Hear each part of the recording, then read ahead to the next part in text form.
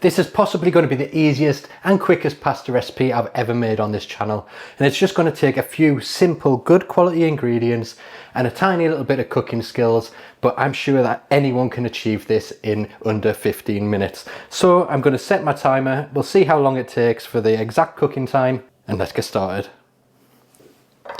So I'm going to begin by just simply halving some cherry tomatoes.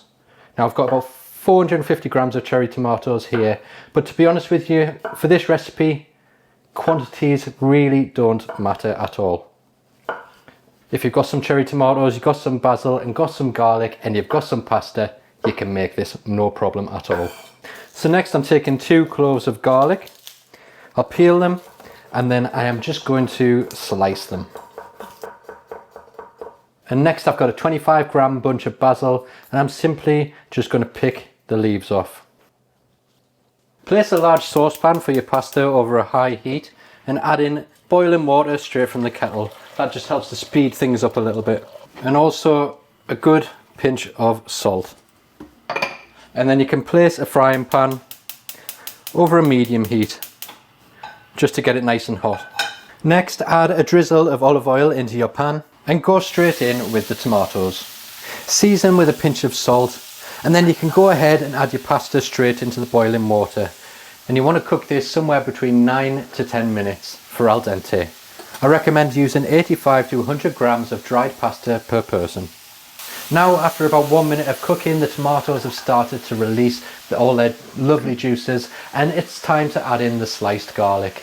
You can then mix it through and turn the heat to low and leave it to cook for the majority of the pasta cooking time. Right at the end, just before the pasta is cooked, add in the basil leaves to wilt down and release their beautiful perfume.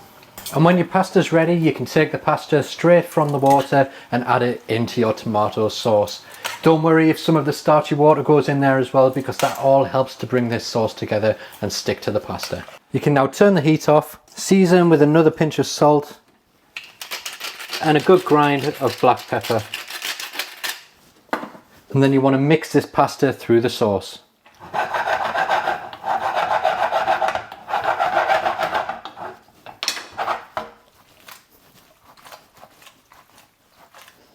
And now we're ready to serve. To serve, simply spoon it into bowls and finish with some more fresh basil. So there you have it, it's as simple as that. It's quick, it's simple, it's fresh, and it's everything you want from a delicious pasta. Perfect for a light lunch on a summer's day in the garden. Need to give this a little taste and see what it's like.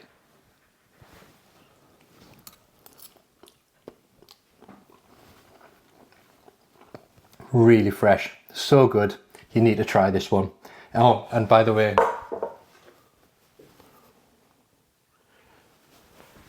13 minutes and 20 seconds this took.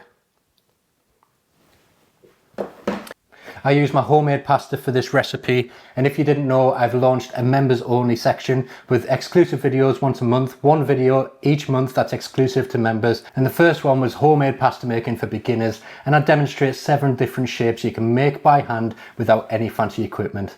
So if you'd like to see that, there'll be a link in the description below. I'd love to have you there. Thanks for watching, and I'll see you in the next video.